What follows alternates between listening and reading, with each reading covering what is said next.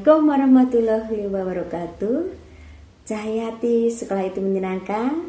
Ibu sekarang akan memberikan pelajaran pupuh lagi, nambah ya. Udah 4, sekarang kelima ibu akan memberi contoh pupuh wirangrong ya. Coba dengarkan ya untuk semuanya ya. Berudak maka ngalarti ulah reka dalon-dalon nggon-nggon nuntut ilmu maka getol mangka tigin dibekelen sarerea modal bakti kanagara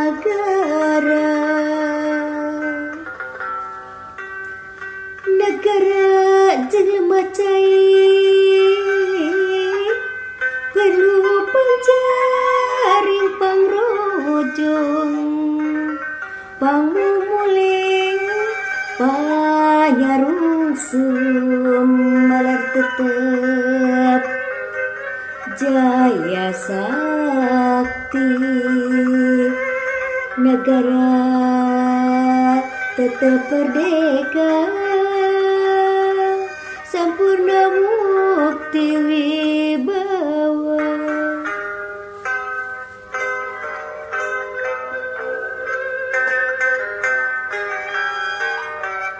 Ini adalah pupuh wirangrong ya. Tadi pupuh wirangrongnya, sekarang tanda panemihnya ya. Ya kalau bisa rajin berarti bisa ya diulang-ulang. Barudak mangka ngarti ulari kadalon-dalon nuntut ilmu jeung pangarti masing rajin soson pibekelen hirup tanah modal bakti ka negara lemah cai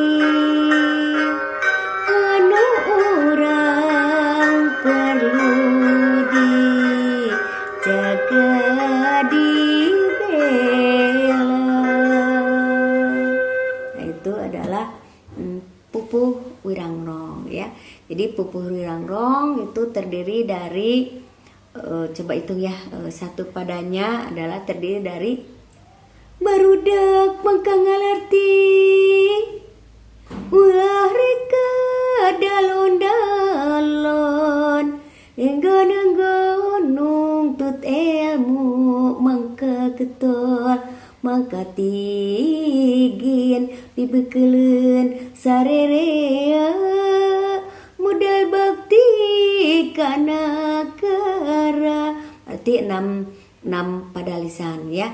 Jadi satu guru bilangannya adalah sebagai berikut. Barudak mangka ngalarti 8, guru lagunya I. Barudak mangka ngalarti ulah reka dalon-dalon nggon-nggon nuntut ilmu mangka getol mangka tigin pibekelen sarerea modal bakti kanagara. Semuanya guru bilangannya ada 8 engang ya. Nah itu adalah pupuh wirangrong, artinya bahwa barudak mangka ngalarti berarti anak-anak itu harus ngerti gitu ya. Ulah reka dalon-dalon artinya itu jangan kelakuan tuh harus bisa mengerem ya. Artinya jangan harus bisa mengendalikan ya.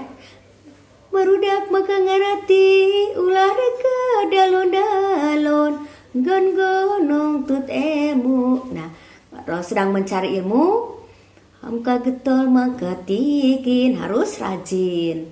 pibekeleun sarere, itu berguna untuk bekal kita semua. Modal bakti ka negara itu adalah sebagai modal bakti ke negara kita. Jadi anak-anak semua harus rajin belajarnya ya, supaya jadi generasi penerus sehingga bisa bisa membangun negara ini, negara Indonesia ini ya. Negara Indonesia ini adalah negara yang merdeka ya, alhamdulillah kita diam di Indonesia yang udaranya yang enak ya, tropis, apalagi di daerah Bandung ya, sejuk ya. Jadi kita itu 2 musim ya, alhamdulillah kita bersyukur. Jadi seperti yang kita ketahui bahwa makanan pokok negara Indonesia adalah beras ya. Beras itu berasal dari padi, tanaman padi biasanya tumbuhnya di sawah ya. Ada yang di ladang, ada yang sawah. Bedanya kalau di sawah itu sudah pengairannya ya, sawah khusus, ada yang dibentuk kebun, ada disebut ladang. Jadi kita itu bersyukur sekali karena negara Indonesia itu adalah negara yang subur, bisa menanam padi oleh para petani. Sebagian besar kita kan penduduknya lah sebagai petani ya. Jadi sekarang kan kamu sudah tahu bahwa lambang negara kita yang sila kelima itu adalah padi dan kapas. Kenapa? Karena situ padi itu adalah sebagai bahan pokok makanan kita, sedangkan kapas adalah sebagai untuk pakaian ya, sandang ya, berasal dari kapas. Jadi sila kelima itu lambang, kamu sudah mengetahui kan, lambang sila kelima itu adalah padi dan kapas. Jadi sebagai pengamalan dari padi itu dari sila kelima, yaitu dari padi dan kapas itu ya. Kenapa dijadikan lambang? Karena di sini kita semua sudah jelas keadilan sosial bagi seluruh rakyat Indonesia, artinya ya, jadi adil. Jadi semua itu masyarakat ya, penduduk, rakyat semua itu harus tahu bahwa Indonesia itu adalah umumnya makanannya adalah beras yang dari padi. Jadi kita harus mengamati adalah pertumbuhan tanaman padi, harus mengetahui ya. Jadi padi itu merupakan jenis tanaman pangan yang mempunyai peran penting ya bagi kehidupan kita ya. Jadi merupakan sebagai tanaman pangan dunia ya kalau padi itu ya. Jadi padi itu adalah merupakan sebagai penghasil beras. Sedangkan beras ini tergolong dalam jenis tanaman rumput-rumputan ya. Semakin meningkatnya permintaan beras ya, jadi membuat begitu penting peran budidaya padi ya, sangat penting sekali terutama di Indonesia ya. Karena kita itu sebagai makanan pokok ya di Indonesia. Jadi beras ini kita itu pengonsumsi beras terbesar ya, gitu ya anak-anak semua. Jadi salah satu tantangan yang muncul dalam budidaya padi ya adalah menurunnya produktivitas ya. Menurun produktivitas lahan yang disebabkan apa ya? Yaitu dengan cara penerapan budidayanya yang tidak memperhatikan keadaan faktor lingkungan ya, yang sehingga tidak bisa berkelanjutan ya. Apalagi sekarang tanah-tanah udah dijadikan lahan pembangunan ya, makanya makin berkurang ya. Jadi penggunaan lahan secara terus menerus menjadikan dipakai untuk pembangunan ya. Itu merupakan jadi penurunan fungsi lahan ya. Dalam penyediaan sebagai unsur hara yang dibutuhkan tanaman itu jadi berkurang ya. Jadi terdapat berbagai cara untuk meningkatkan produktivitas lahan. Jadi supaya bagaimana lahan itu produktif lagi ya, itu harus betul-betul dibudidayakan ya, dilestarikan ya, dengan benar ya. Karena itu syarat pokok dalam meningkatkan produktivitas tanaman terutama padi.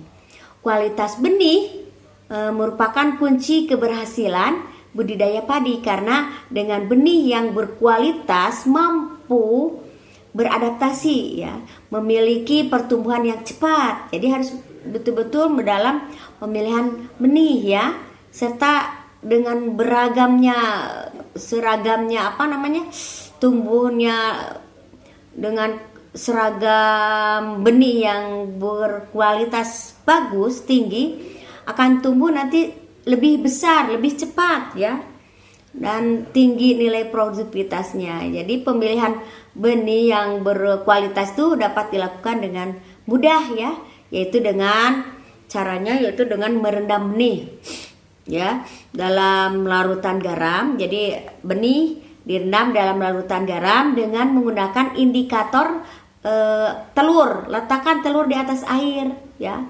Jadi letakkan telur di dasar air ya, dan masukkan disimpan pada atas air, di dasar air. Maaf Ibu salah tadi. Jadi di dasar air dan masukkan garam ya, hingga telur itu terangkat dari permukaan. Jadi masukkan garam, telur itu jadi mengapung ya, mengangkat ke permukaan air ya, di mengapung. Selanjutnya telur diambil dan masukkan benih padi. Ambil telurnya, masukkan benih padi itu supaya itu sebagai unsur jataranya di situ ya. Masukkan benih padi yang tadi, benih yang mengambang itu buang. Kalau dimasukkan benih padi ke dalam air tadi, kalau ada yang mengambang itu buang ya. Itu kurang bagus ya. Jadi persemaian padi bisa dilakukan selama 25 hari sebelum masa tanam. Jadi disemai dulu. Tempat untuk persemaian diusahakan sama atau tidak terlalu jauh dari lahan untuk menjaga kesegaran waktu proses peminahan ya. Yang paling perlu diperhatikan adalah drainase harus balik agar benih tidak kelebihan air. Jadi perhatikan itu juga dalam penggunaan airnya ya. Nah, kalau panen bisa dilakukan ketika butir padi hampir keseluruhannya bisa menguning, yang biasanya ya 33 sampai 36 hari setelah padi berbunga.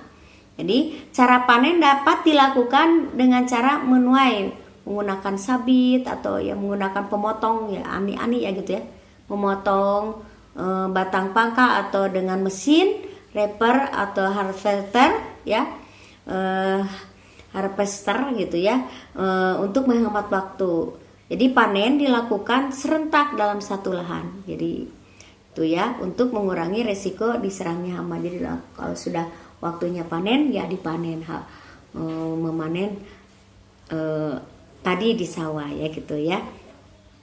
Ya anak-anak, itulah mungkin untuk cara penasaran pelajaran hari ini ya. Jadi Ibu hubungkan ya, kita sambil menambah pengetahuan tentang pupuk, juga Ibu akan ditambah dengan tadi pengetahuan tentang padi ya. Jadi yang kita harus tahu ya prosesnya, karena kita makan setiap hari gitu ya.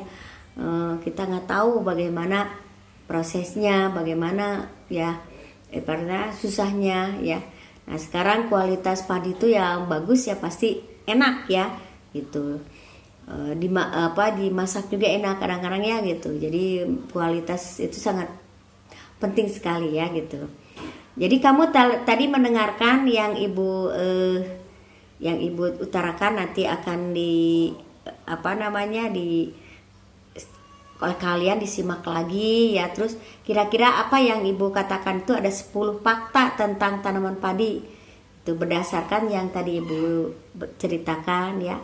Kalau ada teksnya mungkin Ibu ada teksnya 10 fakta dari membaca dari teks ya yang Ibu berikan. Nanti setelah ini Ibu ada teksnya, kamu berikan 10 fakta apa yang kamu baca atau kamu dengar dari Ibu.